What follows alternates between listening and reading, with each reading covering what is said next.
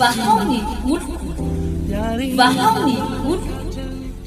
Andraisanao toroteny mahery vaitra, anova tanteraka ny fiainanao. Vavaka matanjaka na délivrance saenjana ho fanafana ireo fatotra. Ahitanao ireo fidorona vavolombelona maro no ny asa mahagaga nataon'Andriamanitra. Vahaony oloko, vahaony oloko. Nandefandefy izy mba azy.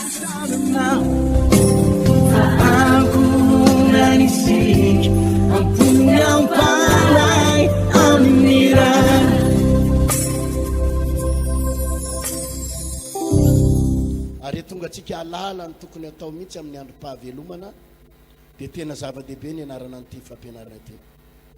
Teboka anankisivy no ianarantsika mahakasika ny fahafatesana. Anankifiry hoe voalohany ato amin'ny salamo fahasivifolo, salamo fahasivifolo. Horaisitsika amin'ny anaran'ny tompo, salamo fahasivifolo.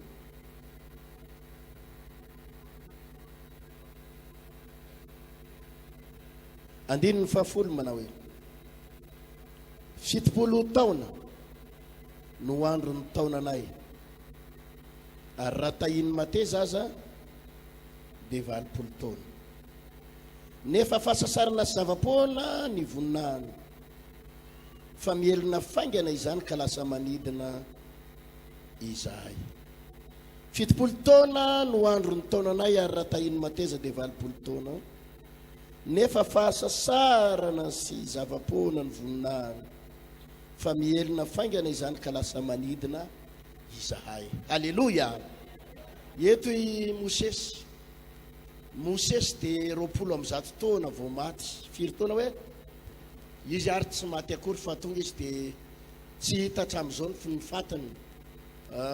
Mety ny lasan'ny anjely, tsy hay nandeha niakatra velona any an-danitra, fa ny zavatra ny tenen'Andriamanitra tamin'ny Mosesy dia hoe andany ianao izy miakatra amin'ny tendrombohitra io dia ao ianao miakatra dia ao ianao no faty. Tsisy nahita ny fatin'ny Mosesy, tsisy nahita ny nandevenana ny Mosesy, fa niakatra tao izy dia tao ny vita ny tantarany. 20 taona Mosesy no maty. Fa raha 20 taona Mosesy no maty dia nahavariana nefa ny fanaminany Mosesy. Tamin'ny andro Mosesy ny olona mbola nahatratra 100 taona, mbola nahatratra misy fotoana raha mihoatra. Fanaminany Mosesy eto amin'ny ity salamo fahasivifolo ty, andininy fahafolo manao hoe 70 taona no andro ny taonanay, ary raha tahiny mateza dia firy 20 taona. Amin'izao 20 taona iainantsika izao no tanteraka izany faminaniny Mosesy zany, satria ny akamaroan'ny olona amin'izao dia tena tanteraka mihitsy hoe 70 taona ary raha tahiny mateza ny olona amin'izao dia firy 20. Faminanina ny resahan'ny Mosesy eo, ary dia hitantsika fa misy olona 80 taona dia maty, 50 taona dia maty, 70 taona dia maty, 70 taona ary raha tahiny mateza dia 20 taona. Ny akamaroan'ny olona zany, mpanompon'Andriamanitra zany, ny olona zany dia nomen'Andriamanitra hatramin'ny délai eo amin'ny 20 taona eo. Eo zany ny délai eo. Mety mahery kely, ny hirariana raha mbola misy ilan'ny tompo anao dia maharitra mihoatra noho ny 20 taona ianao ataovy amainy zany. Fa ny faminanina nomen'Andriamanitra zany dia efa mampiomana ny tompo, efa mampiomana. Fa eo amin'ny 70 sy 20 taona eo dia mandao ny tany ny olona. Mazava sa tsy mazava? Zay zany ny karazan'olona anankiray maty ary ara-potoana. Efa mahita ny zafy ny olona any amin'ny 70 taona, fa mahita ny zafy afiny any amin'ny 20 taona, mahita ny zafy ndohalika izany. Zay ny antony voalohany, Andriamanitra mihitsy ny nametra ny taona hatreo amin'ny 20 taona eo izany. Ny antony faharoa dia ireo mpanompon'Andriamanitra mieritreritra fa efa nahavita. Mieritreritra fananina hoe mahavita, ary mieritreritra amin'izay hoe akaina fa efa nanao ary efa nahavita. Andovaka itsika ny ato amin'ny mpanjaka voalohany, Mpanjaka voalohany toko 720. Mpanjaka voalohany toko 720.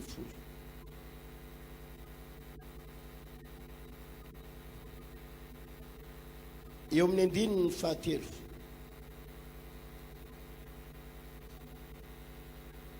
Mpanjaka voalohany toko 720 andininy fahatelo, tantarany Eli mpaminany.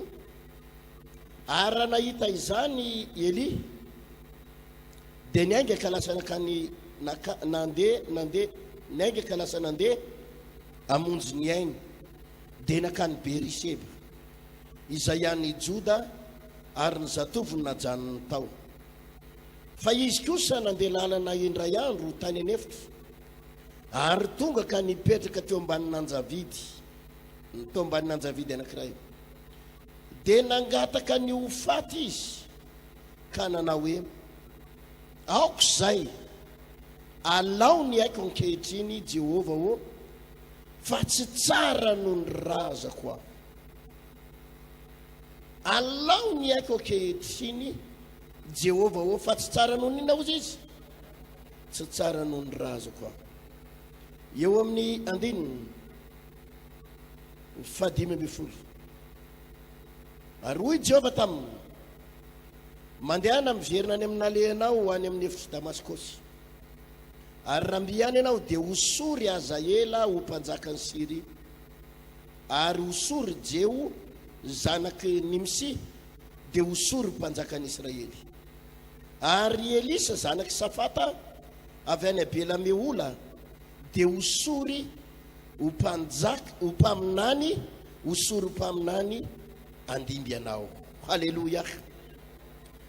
Rehefa mijery n'ity tantarany Eli ity tsika eto amin'ity mpanjaka voalohany toko 720 andininy fahaefatra, dia nandalo ady mafy Eli mpaminany, nandalo olana Eli mpaminany, diso fanantenana marimarina kokoa. Nanina hoe diso fanantenana, satria napadiso fanantenana azy dia izao, nandatsaka afo avy any an-danitra izy, nampibebaka ny Israely zany afo zany.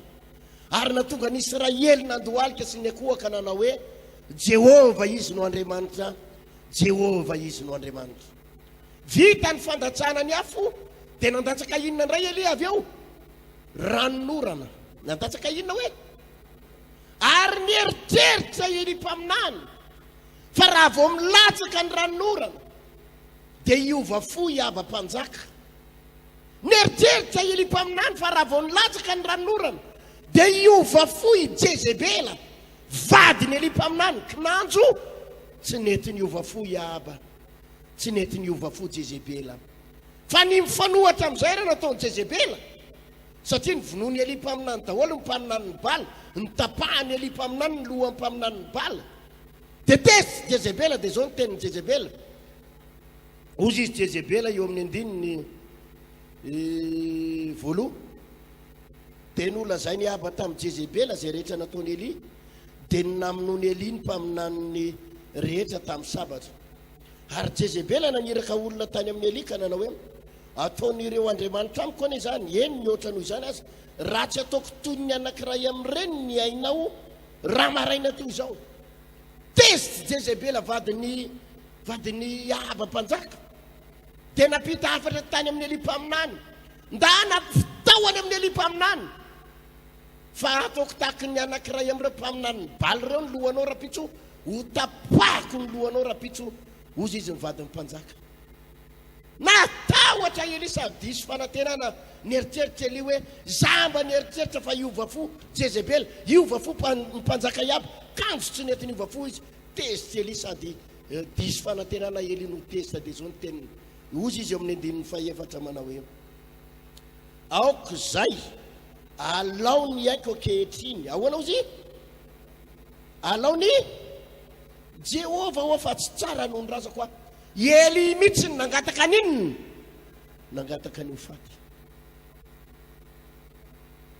Eno izao lazaiko izao, ny pasteur anankiray na ny mpanompon'Andriamanitra anankiray na ny mpiandraikitra anankiray ka mieritreritra hoe efa nahavita, efa mba nanao ihany aho, efa tena mba akaina amin'izay afefa navita zay mihitsy manko ny teniny eliteto aoko zay ozy izy be zay vitako zay alao ny aiko efa nanao a ny pino anankiray rehefa nanomboka ny teny an'izay hoe efa be zay vitako zay dia efa ho faty zay reny olona reny manina hoe efa ho faty izy rehefa ny olona anankiray nanaonao an'izay efa vita daholo ny adidiko raiky izy efa nanao zay zavatra vitako taminareo efa tafitako daholo nareo rehetrarehetra be zay efa vitako ny olona rehefa manomboka amin'ny teny an'izay dia tenena izy hoe afafy zany teninao zany hoe fa olona efa andehandeha reny olona reny olona manina hoe zany raha lasena baviny tsy mba azo itenitenenana foana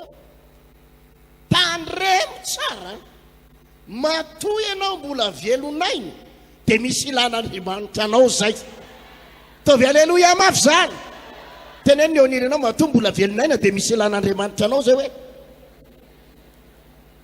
fa rehefa nidadanao zay no manomboka amin'ny teniteny an'izay efa vitako ny voadiko efa tena nanao aka efa tanteraka daholo ny zavatra teneno izy hoe fa hoaizy no ty hoe raha vo ny olona manomboka amin'ny teniteny an'izay hoe akaina amin'izay hipetraka amin'izay efa be zay vitako zay tandremo fa frazy ny elipa aminany zany ahoana hoe dia Andriamanitra ko ngataitra eny ary hoy Andriamanitra nefa Eli amin'io mbola tsy tena antitra be Eli dia hoy Andriamanitra mantseny Eli eny ary raha zay ny teninao tsy olan'izany fa andany ianao miverina makany Damaskosy dia hosory Azaela ho mpanjakany Siria hosory izy ty Jiosa izy teo ho mpanjakany Israely ary hosory Elisy ho mpaminany an'inony andimby anao efa nahita pasteur be da be tompoko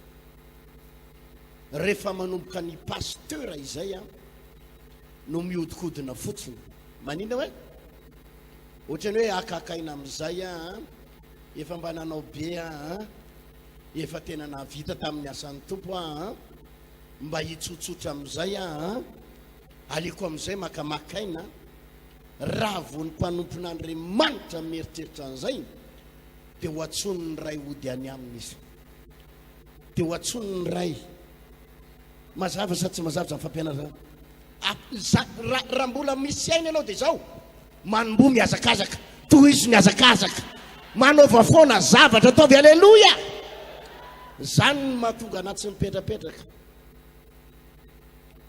zany ny mahatonga anaty sy mipetrapetraka satria mbola tiano ny asan'Andriamanitra ihany aloha fa raha ny zavatra hita indraindray dia ohatrany hoe efa mba nanao ihany eto Antananarivo efa mba zao ny zavabity ny ary zao ny zavabity aleo amin'izay mba hitsotsotraka vakanse dia ho any a Frantsa amin'izay mba hipetrapetraka aleo mba makaka aina dia mihinan-kanina amin'izay ozy ny tompo hitsahatra amin'izay ve ianao zanako akaina amin'izay ianao raha akaina ianao dia tsy ao hitosy ny fakanaina tsy ao Madagasikara fa raha matsiaro ianao fa akaina fa efa navita dia ho atsoky ianao izy atao inona hoe zany ny mahatonga an'ireny le hoe jereva nge fa raha vao nahita mpanompon'Andriamanitra ianao nahavita be izy nanina hoe ka hitanao amin'izay izy fa manomboka makamakaina ka tsy manaonao tsony ndana teneno izy raha mbola te hiaina hoe ndana manova zavatra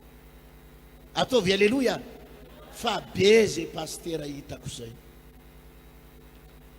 betsaka ny pastera namako tsy atao mivahony oloko akory ny resako fa nindray pastera namako any ivelambelany any hoe efa nanao fifoazam-pana lehibe efa mba navita ihany efa mba zaosozao ihany olona mbola tsy tokony ho faty fa tampotampoka eo amin'izay dia misy problème any anatin'ny lohany dia tapaka lalan-draha dia iny dia maty eo amin'ny faha-enimpolo taonany izy ndray aloha tsy any amin'ny faha-efapolo taonany fa eo amin'ny faha-enimpolo taonany eo latsa-datsaka eo dia ozy ny tompo eny ary fa efa tsy hitanao tsony zay atao fa inona tsony moa zany ny ataonao eto ambonin'ny tany tsisy ninina azonao atao tsony eto ambonin'ny tany na i Mosesy arany nanao an'izany Mosesy koa mbola tsy tokony ho faty na dia 20 taona ary fa i Mosesy koa ny teny an'izany tsy vitako tsony teo ozy izy dia ozy izy Andriamanitra rehefa tsy vitanao tsony ary maka aina dia zao ndana fitopolo lahy ianao dia ho alaiko ny fanao anatinao dia ho afindrako amin'ireo olona fitopolona reo.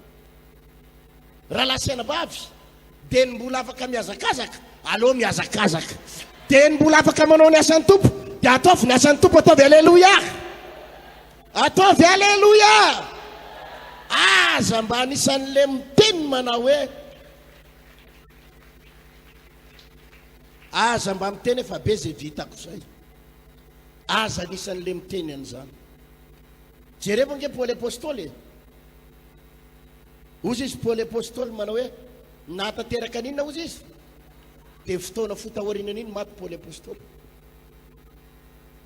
Fotoana fotahorinany tenenany hoe nahatanteraka an'inona efa navity izy, dia ozy ny tompo hoe eny ary fa hitsahatra amin'izay sasaranao ianao ary ny asanao manaraka anao. Maty Paoly apôstôly tao aoriana ny tenenany an'iny. Dia ny mbola misy fofinainy ary raha marary ianao ao anaty aretina anao ka andraindray aretina faty anao, dia zao tenenina amin'ny tompo mbola voninanao ny asanao a Jesosy, mbola vonina hiazakazaka Jesosy. Ataovy aleloia mafy. Aza manao any vava kely mpaminany io manao hoe alao amin'izay nina ozy izy, alao ny haiko ozy izy, fa Andriamanitra rapida eny aroy Andriamanitra rehefa zay dia fa na marary ohatry ny ahoana ianao, na manaitaina ohatry ny ahoana ianao, na misy kansera ao anatinao ka mbola vonina hiazakazaka ianao, dia anasitrana anao Andriamanitra ary anafaka anao Andriamanitra. Indray andro misy mpanjaka anankiray atao hoe Ezekia mpanjaka, nisy kansera nahazo an'io Ezekia mpanjaka io, mpanjaka io nisy kansera, trazana kansera izy. Dia zao ny vavaka nataony, efa tonga tao aminy Isaia mpaminany ny teny taminy, afaro ny akonanao fa ho faty ianao fa tsy aninona fa tsy ho velona. 5 taona i Ezekia mpanjaka tamin'izay, 5 taona. Ny faminany iny efa tonga fa aninona izy ho faty, fa ny fona tamin'Andriamanitra izy. Dia zao ny teniny, tsarovy Andriamanitra, tsarovy ny nandehanako teo anaty anao tamin'ny fahamarinana, mbola vonina hiazakazaka fa tsy arovy ahy e. Dia ozy izy Andriamanitra matsiany Isaia ndana miverina any amin'ny Ezekia mpanjaka, dia lazao aminy fa ho ampiko 12 taona ndray ny andro iainany. Ataovy aleloia. Fa maninona no ampiana 12 taona?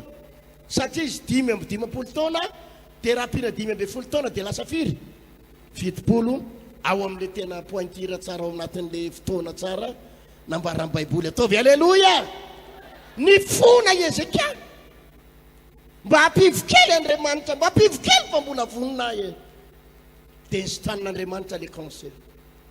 Ianao na marary efa faty ary tenenao amin'Andriamanitra fa raha sitrana vonina hiazakazaka, mbola vonina hiazakazaka, mbola vonina noho ny asa koa, dia omeny tompo anao. Andriamanitra mamindra fo, na dia voasoratra ary ny datin'andro ilanao, dia mbola omen'Andriamanitra fotoana foy ianao hoe ty olo ty mbola misy ilana azy. Aza miteny ninninna adinao, ninninna olanao, alao ny haiko tompo a. Tsika mako indraindray rehefa tena mafy mazo atsika anaova ny vadinao anao, anaova ny zanaka tompo tsy te ho velona ntsony raha nahabavy a. Aza miteny an'izany. Zao ny grave be amin'ireny enoy tsara, zao ny grave be amin'ireny enoy tsara ho aty teniko ty. Ianao le miteny aleoko maty raka izy a, aleoko maty e, aleoko maty zay. Aza mba miteniteny zany. Grave dia zao, amin'le fotoana hijalinao ampijaliany ny zanakao lasa mivadinao anao iny ianao tsy mety maty, fa afaka mbola nefa milamindamina amin'izay ny tokantrano. Dia ozy ny tompo azavady ry suzety a, ahoana le resaka tamin'iny a,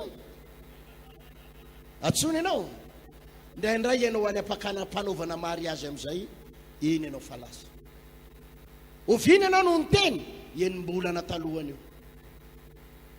Dia ozy ny ole maty tampoka izy, tsy maty tampoka izy fa efa namoaka vava foana izy tao anatin'le ady amin'ny vadiny, ady amin'ny zanany hoe aleoko maninona, aleoko tandremo e, fa ny teninao no hanamarinana anao ary ny teninao no maninona. Indraindray ianao tsy maty eo amin'le fotoana hijalinao le ampijaliany vadinao iny, raha amin'iny moa ianao maty aninona. Indraindray efa mivada olo ny olana, va amin'ny problème.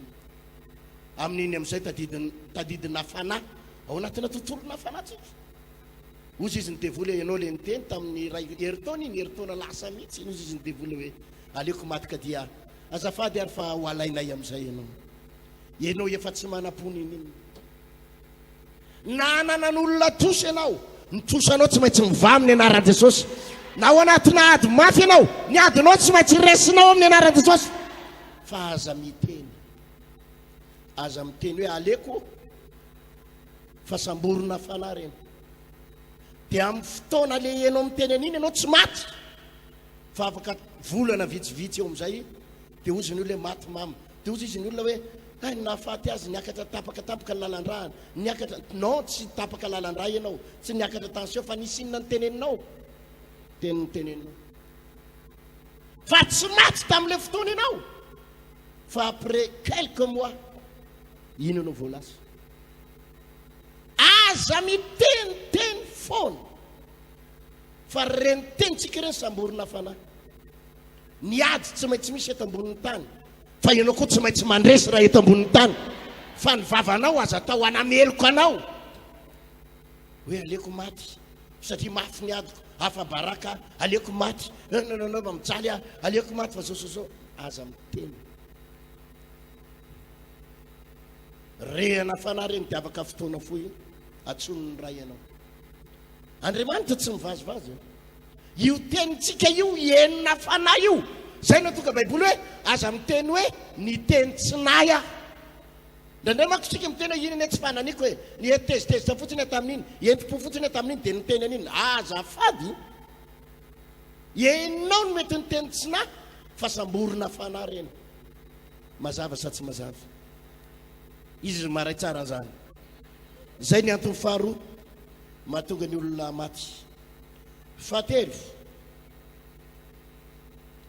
ireo karazana olona efa voavonjy nefa tsisy ilana azo tsony olom-boavonjy nefa manina marina nge zany latsaka anao zany atao amin'ny marika toko faraika amby folo marika toko faraika amby folo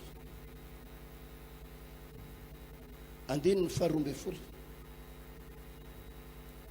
ary noho ny ampitson'iny rehefa niala tany Betania Jesosy dia noana ary natsinjo aviavy anankiray mandraviny ere lavidavitra ery izy dia nakeo fa toa hita voa eo aminy kanjo no tonga teo aminy izy dia tsy nahita na inona na inona afa-tsy ravina ihany fa tsy mbola tonga ny tao-pamoazany aviavy ary Jesosy namalaka nanao tamin'ny hoe aza misy mihinana voa avy aminao intsony mandrak'izay ary ny mpianany nahare tsara izany andininy faharoapolo ary noho ny maraina raha nandalo izy dia hita ny fifanalazo hatramin'ny fakany ilay aviavy halleloia ataovy halleloia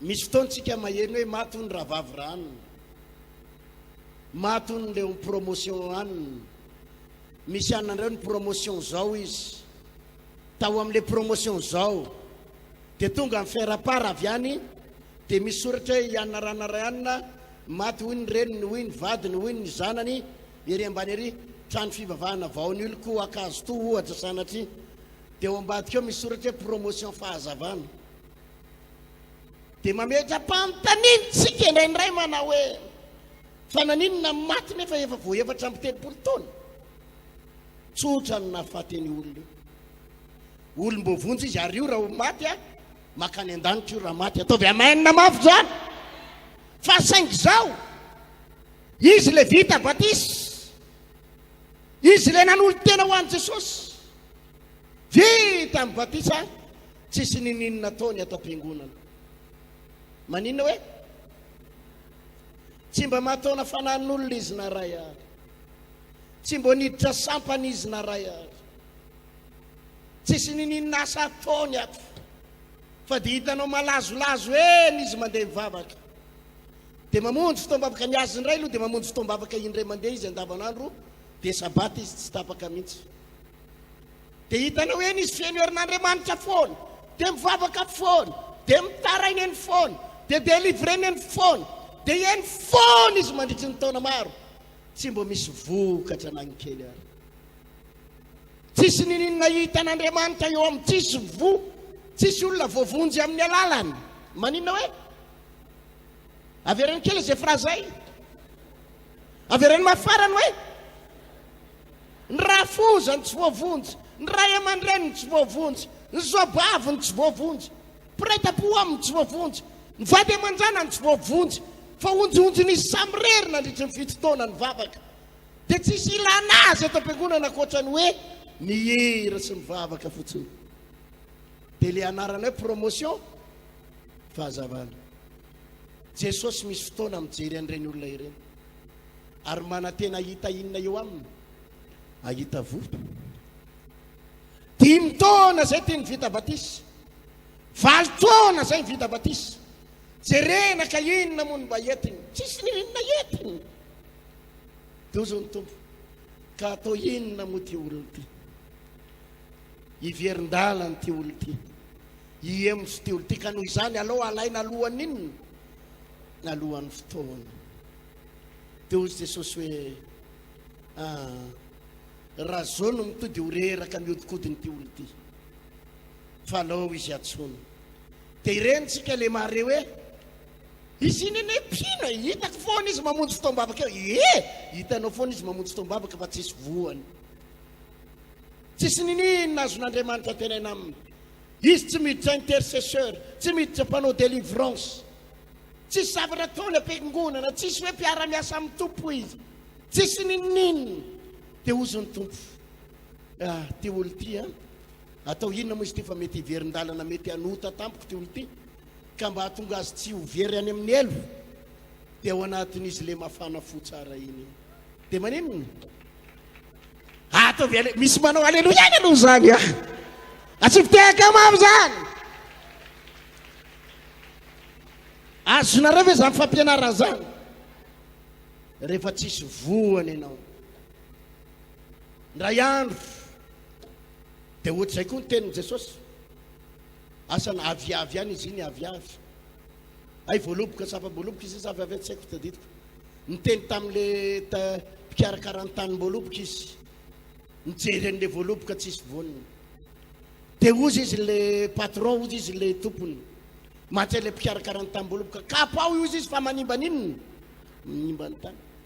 Dia ahoana ozy izy le mpikarakaraan'le tany, aleo aloha izy mba tsy mbola kapaina aloha, ahoana ozy fa atao inona, aloha amboariko izy aloha izy, so mba hamoy ihany amin'ny herintaona. Ataovy aleloia. Raha lasana bavy malala miandry voany aminao Andriamanitra. Teneniny eo an'ila anao miandry voany aminao Andriamanitra. Aleloia. Misy fotoana ianao rehefa tsisy voany, zany nange ny antony. Ozy izy nyvoalaza baiboly hoe sambatra ny maty dia zay maty amin'ny tompo, eny hoy ny fanahy fa hitsahatra amin'izay sasariny izy, fa niasa maninona, niasa maninona, zany hoe tsika zany natao aninona, iasa atao izy voany. Ka raha vo hitan'Andriamanitra ianao 5 taona vita batisy, 7 taona vita batisy, 10 taona vita batisy, fa ohatrany tsy hita hoe inona ny tena asanao atao am-piangonana, inona ny tena mba vokatra, inona ny tena ilan'Andriamanitra anao, dia hozy ny tompo ongoty bonheur izy sao dia miverin-dalana. Dia inona ny mahatonga ny olona sasany, mpivavaka sasany hoe maty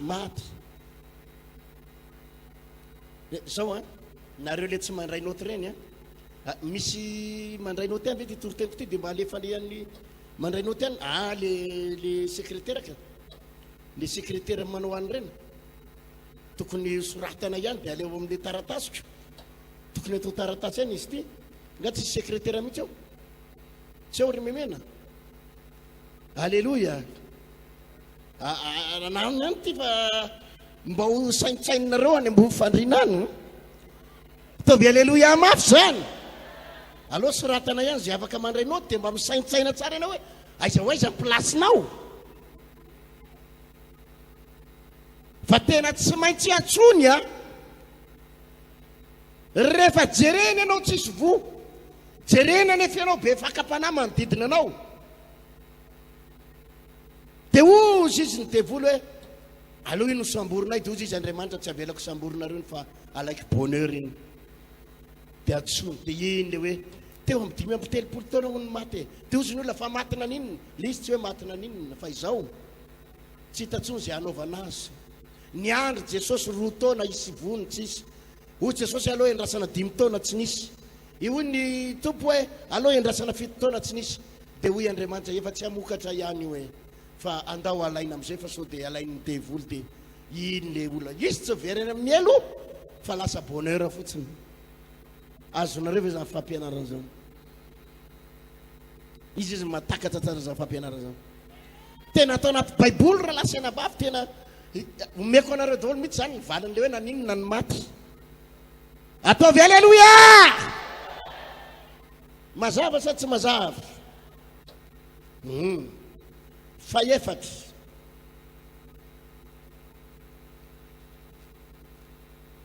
ireo karazana olona karazana pino tsy miambina karazana pino manino hoe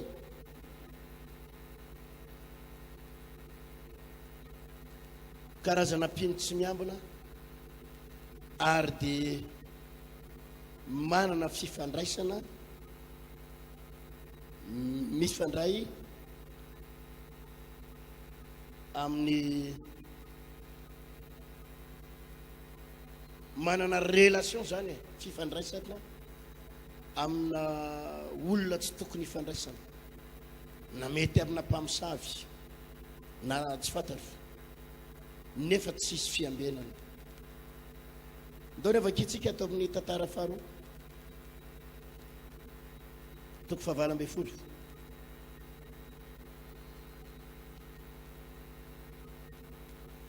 misy tantarany Josafata izay nandeha nikambana hiady hiaraka amin'ny Ahaba mpanjaka averiko indray mandeha tantarany Josafata mpanjaka iza hoe mpanjakany Joda izy io dia nikambana tamin'ny Ahaba mpanjakany Israely eno tsara fanazavako ao zany tantara zany i Ahaba mpanjakany Israely dia mpanjaka nanompo sampy vadiny Jezebela nanompo sampy nanohatra n'Andriamanitra i Ahaba mpanjaka niady tamin'Andriamanitra i Ahaba mpanjaka i Josafata indray a dia mpanjaka natahotra n'Andriamanitra mpanjaka nanina hoe tena nivavaka Josafata tena nanolo tena Josafata ho an'Andriamanitra fa saingy izao zava-doza i Josafata mihitsy no lasa nanangana fifandraisana tamin'ny Ahaba i Josafata no nanangana fiara-miasa tamin'ny Ahaba i Ahaba le mpanompo sampy i Ahaba le tsy matahotra n'Andriamanitra dia i Josafata le mpanompon'Andriamanitra mihitsy no nanangana fifandraisana taminy nanao fifanarahana taminy nanao hidina hoe zay na tonga baiboly ny teny manao hoe miambena mandrakarivo fa ny devoly favalinareo mandeha takan'inona lioana mierona mitady zay arapana idina ny zavatra nitranga andeha hiady nitambatra izy miralahy i Ahaba mpanjakan'ny Israely sy Josafata mpanjakan'ny Joda nitambatra izy andeha hiady amin'ny mpanjakan'ny Syria en Syrianina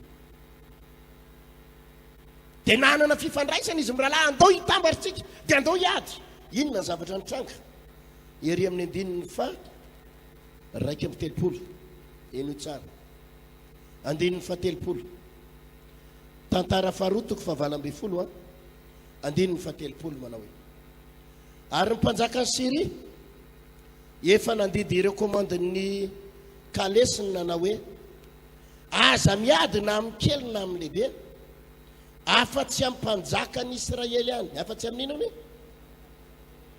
ary noho nahita izany Josafata, ary noho nahita ny Josafata ireo komandin'ny kalesy dia hoy izy iny mihitsy ny mpanjaka ny Israely dia nodidininy asiny izy ka dia niantsoantso Josafata ary Jehova namonjy azy. Eny Andriamanitra nampiala ireo teo aminy. Ary rehefa hitan'ireo komandin'ny kalesy fa tsy ny mpanjaka ny Israely izy dia niverina niala tany amin'ireo. Ary nisy lehilahy anankiray nandefa zana-tsipika kitoatoa ka nahavoa mpanjaka ny Israely teo anelanelan'ny fiarovan-tsatrany sy ny eo ambaniny ka dia hoy izy tamin'ny mpampandeha ny kalesiny ahodino ka ento miala eto amin'ny mpiady aho favoa. Ary niamafy niady tamin'iny andro iny ary ny mpanjaka ny Israely niafy nitsangana teo amin'ny kalesiny tandrifin'ny Sirianina mandra-parivany andro fa noho nefa iletika ny masoandro dia maty izy. Toko 7:1 ary Josafata mpanjaka ny Joda niverina soama tsara ho any an-trano ny tany Jerosalema ary nivoaka nitsena azy Jeo zanaky Anani-pahita ka nanao tamin'ny Josafata mpanjaka hoe moa ny ratsy fanavany tokony ho ampiny ary izay makahala an Jehova va no tokony ho tianao koa noho izany dia tezitra aminao Jehova. Haleloia.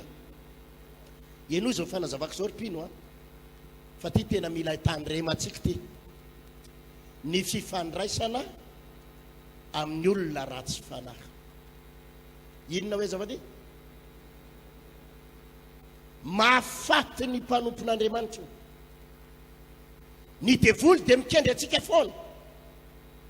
Aiza ny aminona ny mpivavaka io no miseho mirehatra ary ny resaka eto indray tena le mpino mirehatra tsara reny. Iza hoe le tena mpivavaka mirehatra reny, le pastera tena mavita asa tsara reny, le mpanompon'Andriamanitra tena ampiasain'Andriamanitra reny no siblen'ny devoly. Aiza namelezantsika ny pastera io, aiza namelezantsika ny mpanompon'Andriamanitra io milaza azo sponsor amin'ny vaon'olo kao, io mpanotoanao. Aiza namelezana an'io fa io mihitsy ny tena mpamatsimatsy ao, io ny tena mpanomey vola ao, io ny tena mpanao sakrifisy ao, io ny tena mpanoanao, io ny mpanao fafolo-karenao, io ny tena mpandroka devoly ao. Aiza namelezana an'io? Inona ny ataon'ny devoly aminao? Mandefa olona izy,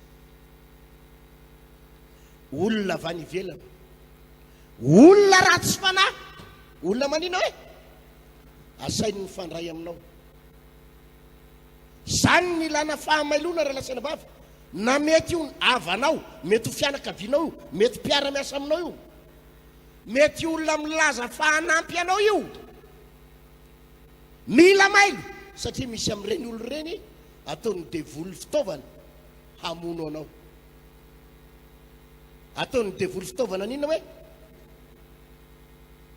mety mpiara-miasa aminao, mpiara-mianatra aminao, mety fianakavianao kaiky. Ianao tsy malala akory tandremo relation amina olona efa aseho an'Andriamanitra aminao fa io olona io ratsy toetra, io olona io mpamosavy, io olona io fahavalon'Andriamanitra. Za tsy miteny hoe miavinavina aminy, za tsy miteny hoe tsy hifandray aminy mihitsy, fa hoy aho hoe mila miambina dia mila mangataka tsara ny fitarihan'ny tompo hoe atsaiza ny hifandraisako amin'ity olona ity. Fa zany ny zavatra nataony ava-mpanjaka teto tedavo mihitsy ny fomba hikambanana tamin'ny Josafata. Josafata ilay mpanompon'Andriamanitra tedavo ny fomba ndao hiaraka tsika ozy izy iady amin'ny Syria andao hifampitantanitsika. Josafata tsy nangataka ny fitarihan'ny tompo, andao ary ozy izy tonga tany anaty ady amin'izay. Zao ny tenin'ny fahavalo ny atsika ozy izy ny mpanjaka ny Syria, mpanjaka ny Israely ihany no asitsika. Ka inona zavatra nitranga? Le kalesy nitondra azy. Le inona hoe? Zany hoe le kalesy ohatrany hoe tomobile nitondra azy. tonga dia fantareo ty tomobilina mpanjaka dia tao anatin'io Josafata. Josafata le matahotra an'Andriamanitra. Teo ozy izy ny miaramila ny Siria, io ny mpanjaka ozy izy fa tonga dia vonoy. Ny antso antsy Josafata. Tsy izy ay e, tsy izy ay e, azafady fa tsy izy ay e. Fa saika maty tao. Dia kanjo nisy miaramila nandefa balaka toto, nalefako toto fotsiny le zanatsipika, tonga dia navoan'ny mpanjakan'ny Israely Ahaba. Dia maty Ahaba.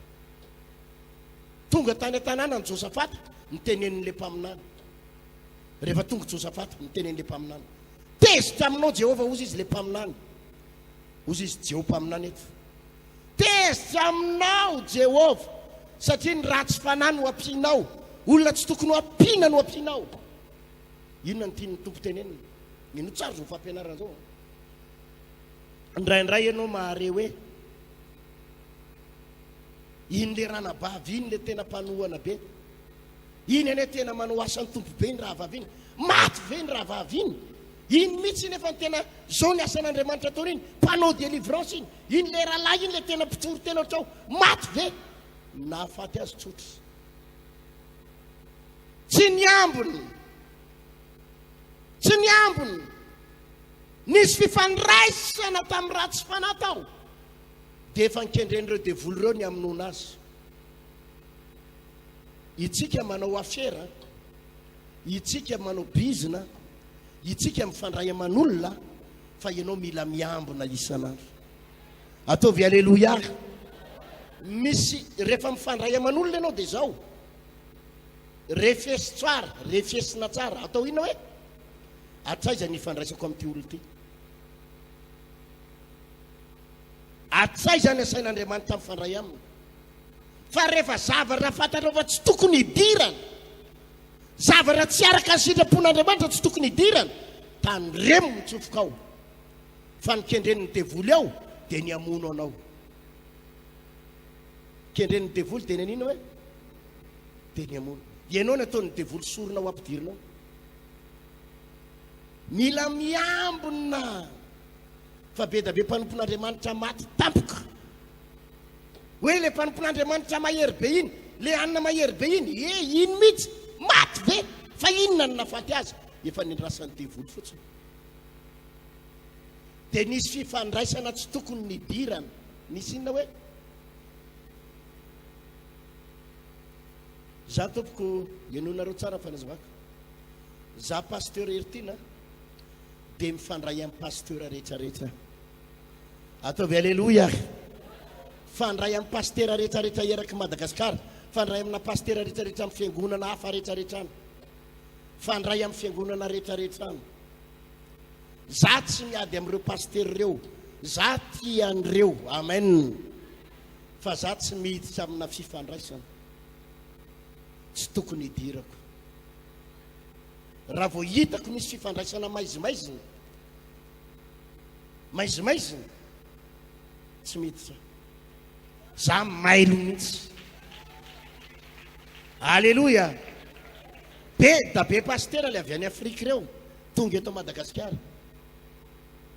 Ary fantatry ireo pasteur avy ao Afrika ireo mihitsy hoe zany vahoany olo zany matanjaka zany.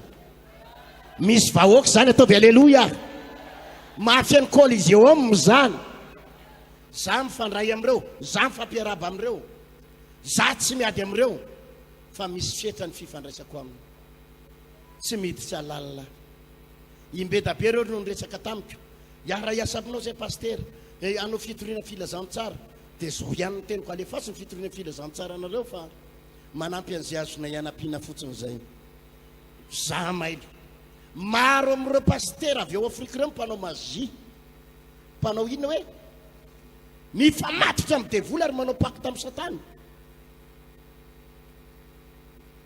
Ary zay mifandrairay aminy dia miara-potika aminy ihany koa. Za fantatro tsara misy fifandraisana hoe atreto ihany no mifandray aminao, atreto tsy mifandray aminao. Tsotra le antony, za tsy te ho faty tanora. Ataovy aleloia mafy zany. Amin'izao ngery havana tsy fantatra hoe eno tsara ty fanazavako ty. Misy ohatrany hoe mody miara amiray latabatra aminao eo. Zao ny voalazan'ny Baiboly manao hoe na dia ihinana zava-mahafaty ary izy tsy haninona, tsy hampaninona zany. Raha ohatra ianao tsara raha tsy mahalala ianao manina hoe ka misy olona misavy ianao amin'io tsy mahafantatra, ka misy olona misavy aminao avy aloha izy misavy, fa na dia ihinana zava-mahafaty ary ianao tsy mahafaty ianao zany raha lazy anabavy. Ny tompo miaro anao noho ny tsy fahafantaranao an'ilay olona hoe mamosavy. Amen. Fa raha efa ny tompo zao kosa no miteny aminao, misy mpaminany anankiray zay lehilahy an'Andriamanitra, aisa raha ianareo amin'ny mpanjaka voalohany toko fahatelo ambin'ny folo angamba izy iny, tenenin'Andriamanitra ny lehilahy an'Andriamanitra iny manao hoe aza miverina mihinana any amin'ny tany zay efa nalehanao. Kanjo nisy mpaminany antitra ny teny taminy, za ozy izy mba mpaminany mitovy aminao fa ndao ianao hiverina any an-tranoko. Sao ny tenin'ny Jehovah tamin'ny olona io, tsy ho tonga ny ampasan-drazanao ianao, efa nyteny taminao fa aza miverina. Hoy Jehovah, maninona ianao mbola miverina? Dia niteny le rahalahy hoe ka le mpaminany io no niteny tamiko, nefa le mpaminany mandangy. Tandre fa misy mpaminany antitra, misy olona mety anapodika anao, animba anao, ka Andriamanitra rehefa miteny aminao hoe aza miara misakafo anina. Misy fotoana ohatra ianao tsara ty efa hitanao ny toetra ny olona io, olona mandainga, mamitaka, olona efa tsy milaza marina, tena hitanao zany ny fiainana efa tena hoe ana tonga dia miteny aminao aza miditra lalina amin'ny fifandraisana amin'ny olona io. Fa animbanao io olona io amin'ny afiera ataonareo, amin'ny business ataonareo, amin'ny fandrarana ataonareo, ary amin'ny farany amin'ny sakafo hohaninao. Amin'izao ngery olona misy hitanao ren'le pacte amina franc-maçon reny, pacte amina franc-maçon amina tontolona fana reny, misy sakafo omeny anao, misy ina hoe dia mihinana an'iny ianao, dia va amin'ny fotoana amin'izay ianao mihinana an'iny, dia izy amin'izay micontrôle ny tontolonao, ny hoavinao rehetra. Raha ohatra ianao ka mbola hiditra lalina ihany amin'ny fifanarahana, dia omeny fanafody ianao, satria n'le sakafo nohaninao voalohany iny dia efa sakafo misy pozina na misy fanafody afa micontrôle anao. Dia raha mbola ifampitatana aminy ianao dia omeny anao ihany le fanafody ahavelomanao. Rehefa ozy izy ianao hoe za tsy araka aminareo tsony, dia tsy mila mananina anao kory izy fa danarozy izy rehefa tsy araka aminay, dia maty ho azy ihany ianao satria tsy omeny anao tsony le fanafody tokony havelomanao. Mila mitandrina na amin'ny olona miresaka arabola aminao na arakasa aminao, mila mangataka ny fitarian'ny fanahy masina tsara.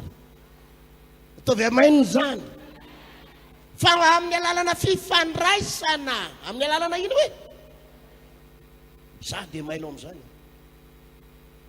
za zany tsy mifandray amina pastera rehetrarehetra. Fa misy pastera lazaiko anao reto Madagasikara, dia na pastera ohatrany hoe tena pastera ny fijerinao azy fa miolakolaka ny lalany, dia za tsy miady amin'ireny pastera reny, fandray aminy amin'ny sehatra fahako mifandray aminy, fa tsy miditra lalina amin'ny fifandraisana aminy. Satria efa nisy pastera zay tadidiko tsara, mbola tanora zay pastera zay teo amin'ny 2 taona, pastera Bogos zany pastera zany, nifandray tamin'le afrikanina zay, andro vitsivitsy taoriana zay maty, tapitapoka teo tonga dia maty. Dia rehako tateo ariana, rehako hoe anisan'ny ohatrany hoe tsy nitovy hevitra tamin'le pastera afrikanina hono izy, nanina hoe dia fotoana fotaorianany iny nahafatan'le rahalahy. Za mikory tsy manameloka hoe le pastera iny namono azy, tsy niteny an'izay fa zany mivokatry le fifandraisana. Mila mitandrina rahalahy sy anabavy malala. Raha misy olona mifandray aminao dia antanio tsara amin'ny tompo, fifandraisana mitondra makaizy. Mila miambina satria misy karazana olona devoly efa miandry anao hoe aiza ny aminoko an'ity, aiza ny anam-potehako an'ity, aiza ny amaranako ny tantara an'ity. Dia ino no mahatonga le olona maty tanora? Mazava sa tsy mazava zay? Antanio ny onilanao ao tsara veso, antanio tsara izy ao tsara veso.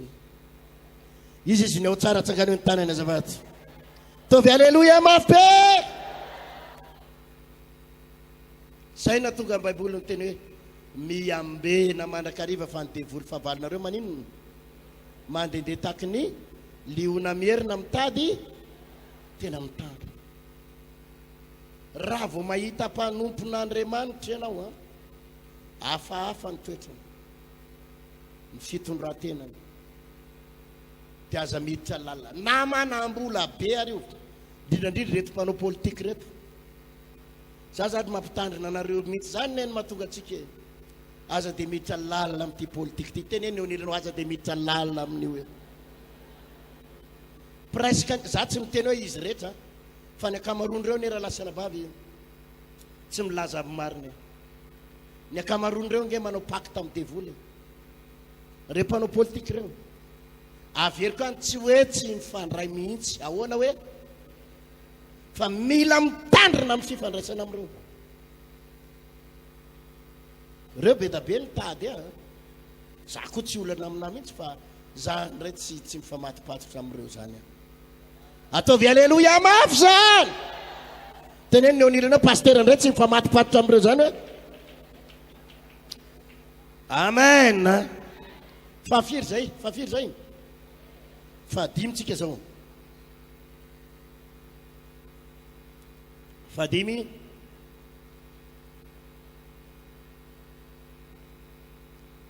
tsy avelan'Andriamanitra ho faty ny olona raha tsy maheno filazantsara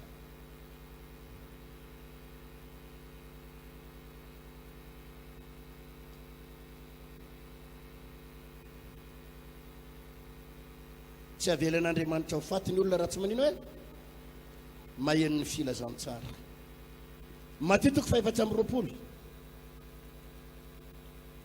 andininy 4:20 manao hoe ary hotoriana amin'izao tontolo izao ity filazantsara ny fanjakana ity ho vavolombelona amin'ny firenena rehetra dia vao ho tonga ny farany averiko ary hotoriana amin'izao tontolo izao ity filazantsara ny fanjakana ity ho vavolombelona amin'ny firenena rehetra dia zay vao ho tonga ny farany eto indray dia miresaka ny fahafatesan'ny mpanota na ny mpiverin-dalana fahafatesany ina hoe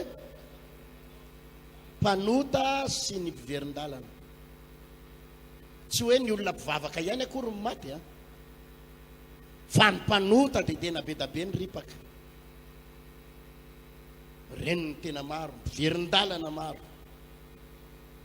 fa izao no prinsipe an'Andriamanitra araka io tenin'Andriamanitra io manao hoe fa hotoriana amin'izao tontolo izao zany hoe tsy maintsy mandray inona daholo ny olona filazantsara tsy maintsy mandray toriteny daholo ny olona zay vao tonga nina ozy izy farany inona moa le farany ny farany dia fihavian'i Jesosy fa ny farany ihany koa dia ninona fahafatesana zany hoe ny akamaroany ireny olona maty ireny zany dia tsy maintsy nahare inona filazantsara zany no ampitandremantsika reny havanao reny na zanakao reny na vadinao izay miverin-dalana ampitandremo reny olo reny rehefa nanomboka naheny toriteny izy na heny filazantsara izy dia misy fotoana Andriamanitra manome famindram-po azy hoe eto ianao dia mibebaka tsara manolora tena aza miverin-dalana fa ny olona rehefa nahare zao manko ny programme ny devoly tiany ny devoly vonoina daholo ny olona rehetra ahoana hoe ary tia ny devoly vonoina ao anaty fahotana ny olona rehetra amin'izay zany rehefa maty ao anaty fahotana ny olona dia makaiza daholy makany amin'ny elo ary fafinaretana ho any Satana zany ny tena programme ny devoly nge raha lasana vavy dia zao hoe reo olona mpiloka mpanao rami rehetrarehetra eo ireo mpiloka any amin'ny casino rehetrarehetra eo ireo mpijangajanga mitondra vehivavy any amin'ny chambre ireo ireny olona rehetrarehetra mpisotro toka any amin'ny bara rehetrarehetra eny ireny olona rehetrarehetra manao adalana ao anaty fampiafesany reny, reny mamilavo reny ny programme ny devoly an'ireny ary fafinaretany satana amin'ireny dia hoe hovonona ao anaty fahotana.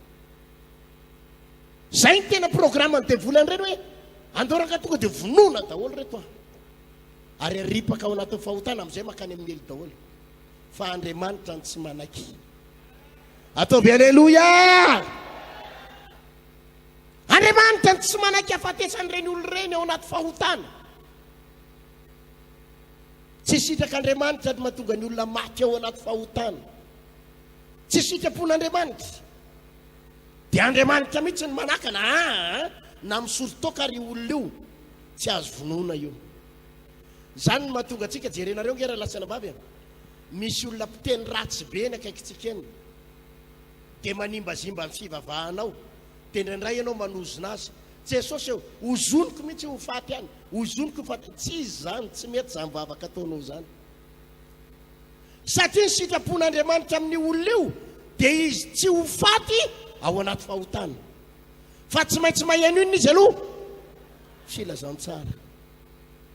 Hotoriana amin'izao tontolo izao ity filazantsara fanjakana ity vao tonga n'inona?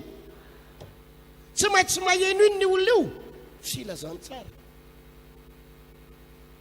Fa tsy mitombona. Zany ny mahatonga ireny olona ireny tsy mety maty na ozontsika ary. Satria tsy programme n'Andriamanitra mihitsy ny hamonona ny olona io anaty fahotana. Osika hoe Jesosy vonoy ihany rehefa reo mpanompo sampy, ireo mihitsy ny mamosavy anay, ireo mihitsy ny tena manisy ody ratsy anay, vonoy ihany reto. Tsy vonony Jesosy ireo. Zavatra anankiray ihany ny mahatonga an'ireo ho faty raha tianao ho faty aingana, toroy filazantsara izy aloha. Aleluia! Otawina hoe atovy aingana zay notoroteny. Satria ny olona tsy maty raha tsy maheno iny. Dia zany no mahatonga an'ireny olona ireny na ozoninao ary tsy maty. Manozona mafy mihitsy ianao, tompo inona angalatra ny taniko e, inona angalatra ny vadiko e, vonoy ihany iny Jesosy, tsy maty e. Iny izy mbola mirihary eny ihany izy miaraka amin'ny vadinao. Iny ihany izy mirihary nefa izy nangalatra ny taninao. Dia ozy ianao maninona tompony tsy vononao nefa iny nangalatra ny taniko. Tsy rariny. Ny an'Andriamanitra tsy mirara zay taninao any, fa ny an'Andriamanitra ny fanahin'ny olona io mila vonjeny. Ataovy aleloia! Ny fanahin'ny olona io ny an'Andriamanitra mila vonjeny. No zany mila miaino inona io olona io filazantsara. Aleloia! Dia zany mahatonga an'ireny mpanota be da be hitantsika ireny eny an-dalana. Ozytsika maninona ary tony tsy haringan'Andriamanitra tompo mpangalatra mpanendaka tony. Efa mpanendaka ve Jesosy dia mbola tsy haringanao ihany. Misy zavatra iendrasan'Andriamanitra amin'izy ireny. Dia inona le iendrasan'Andriamanitra? Avy ireny mafimafy azavady? Avy ireny mafimafarana? Izy mila miaino inona? Zay. Ka raha vao avy nare amin'izay izy ny fitoriana filazantsara ka tsy mety mibebaka, eo amin'izay ny devoly miandry azy.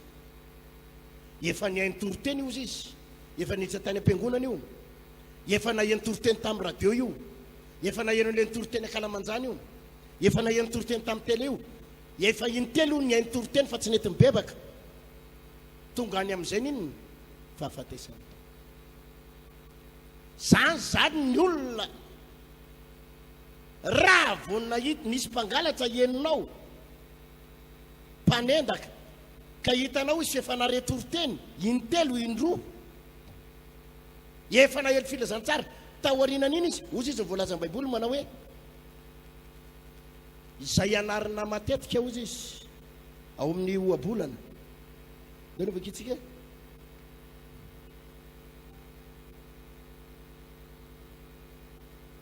ohabolana 29 hoy izy izay olona anarina matetika ka miamafiatoko dia ho torotoro tampoka ka tsy hisy fahasitranana. Averiko izay olona anarina matetika ka miamaninona miamafiatoka dia anina ozy izy ho torotoro tampoka ka tsy hisy fahasitranana. Zany no ampitandremanao amin'ny vadinao sy ny taranaka ny zanakao, ny fianakavianao. Mila maretoriteny izy.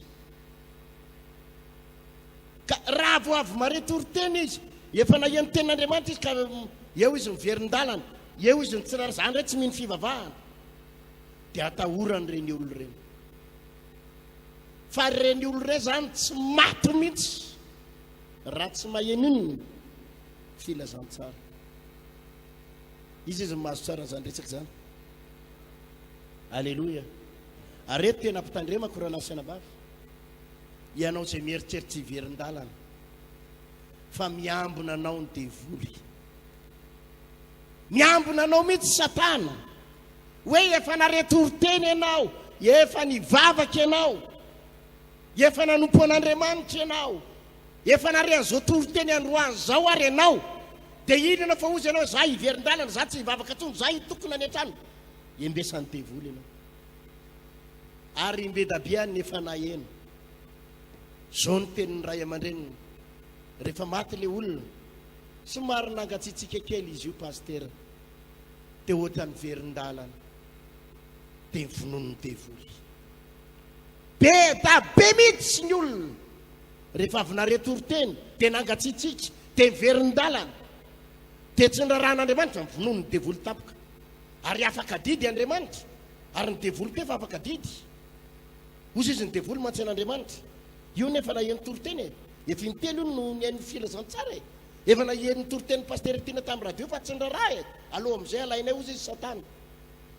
Ozy Andriamanitra eny ary aloha ve ary ngamba tsy maninona fa dia iny dia fa maty le olona. Raisa ny tanany eo anao dia teny izy iaona any an-danitra tsika indray andro anao.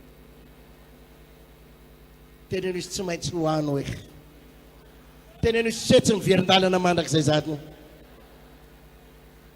Orakoraka alleluia mafy.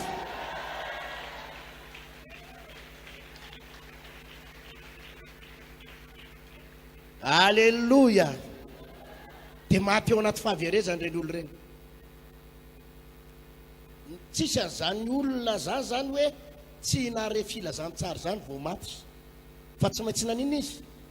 Mety tamin'ny Facebook, mety tamin'ny télé, mety tamin'ny YouTube, mety teny ankalamanjana, mety tany anaty bus. Fa ireny olo reny melohany hafatesany dia satria ny antony tsotra, tsisy fomba azo any amelohana azy ane. Hiteny izy manao za inge tsy mbo nare momba an' Jesosy, hatrany amin'ny silamo a, hatrazy hoe hatrany amin'ny tany silamo, fa tsy hoe kory hoe any amin'ny tany silamo tsy azo idirana filazantsara, any amin'ny tany frantsay tsy azo idirana toriteny, dia hoe hafa maigny. Zany ny antony internet, a Facebook, tsisy olona afaka miala amin'io fa vao manodina kely Facebook ianao dia misy mitoriteny ao.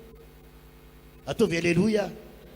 Karaha iny le olona za tsy te halala, dia ho faty eo anatin'ny fahaverezana izy.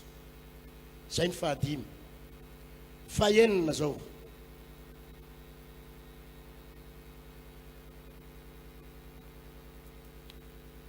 antanino eo anirenao mbola ho tsara vese hoe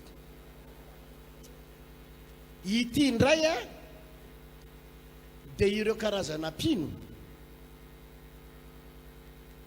atahoran'Andriamanitra fa mety hiverin-dalana. Karazana pino atahorana an'ino hoe zay ndraiky io zany ny olona fahaenina mety ho faty.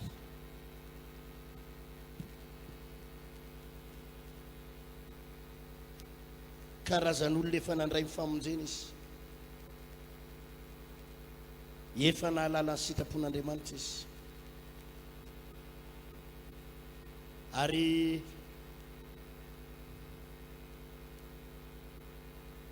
etotsika dia mandinika an'ireny le hoe hitanareo le hoe tanora kely misy koralina maty mpanompon'Andriamanitra tena mijoro tsara fa maty. Itsika zany tsy mahalala ny secret an'ireny olo reny, tsy mahalala n'ino hoe tsy mahalala ianao hoe inona ny secret ny any ambadika any, inona ny zava-miafina any ambadika any. Fa Andriamanitra ndray nefa mahalala, Andriamanitra efa mahafantara ny olona io hoe mitady hilatsaka ao anaty fakapanahy izy io, mitady ho latsaka ao anaty fandrika izy io.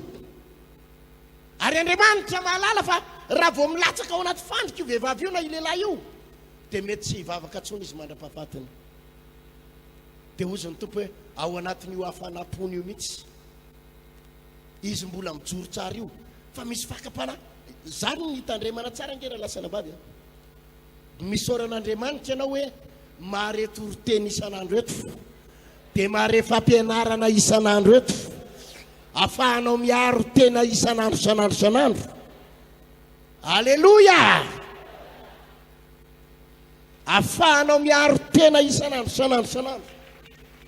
Ahafahanao maninona ireny toriteny ireny hoe miaro tena dia miambony, dia mahatonga anao mandroso foana, tsy ho latsaka ao anaty fakapanahy.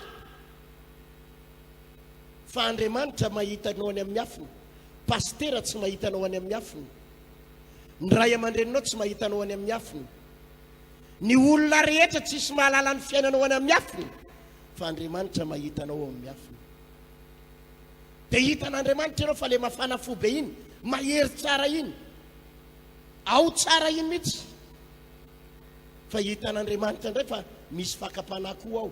Ary rehefa mitady tsy voatohatra ao le fakapanahy, mitady anina hoe mitady, efa mitady hiroso ihany ianao, efa mitady hiroso ihany ianao, dia hoy Andriamanitra, alao alaiko ty fa sao dia latsaka ao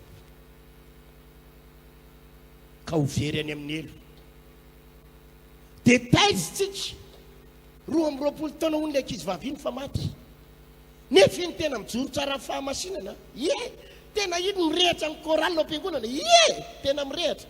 Fa ianao tsy mahalala le miafina, fa Andriamanitra mahalala ny amin'ny MP-any, mahalala an'ina hoe misy lehilahy nefa isitona azy ary amin'ny fakapanahy ary amin'ny fakapanahy ary. Ary efa manomboka mamaly izy, efa manomboka mitady hiroso izy, dia ny atsika zany izy mirehatra be ny hitatsika, fa ny Andriamanitra mahita ho very any amin'ny elo raha vao miaraka amin'ny olona. Dia hozy ny tompo alao alaiko teny bonheur, ataovy aleluia. Zany ny ampitandremako amin'ny tanora rehetrarehetra, fa sao dia alain'i Jesosy mialoha amin'ny fotoana. Itsika afaka manafina any amin'ny olona any, manafina amin'ny ray aman-dreny, manafina amin'ny pastera, aferinao daholo ny zavatra rehetrarehetra, fa Andriamanitra mahalala. Raha miaraka amin'ny olona io, raha latsaka ao anaty fakapanahy io, tonga dia rava ny tantara, verin-dalana io. Alao alako amin'ny 12 taonany, amin'izy 7 taona io, dia gaga ianao Jesosy fa inona ny fahotana vita? Tsisy fahotana vita, fa io olona io efa misady anananana ny amin'ny afinany. Zany no anita Andriamanitra. Zany no mahatonga anao mila manamaso teny isan'andro, mahainao an'ireny toriteny ireny ianao dia zao, anitsy ny lalako a Jesosy, anitsy ny lalako a Jesosy. Ataovy aleluia. Vahaony oloko, vahaony oloko, andraisanao toriteny mahery vaika, anova tanteraka ny fiainanao, vavaka matanjaka na délivrance enjana ho fanafana ireo fatotra. Ahitanao ireo fijorona vavolombelona mafy noho ny asa mahagaga nataon'Andriamanitra. Vahaony oloko, vahaony oloko, nandefandefy izy mba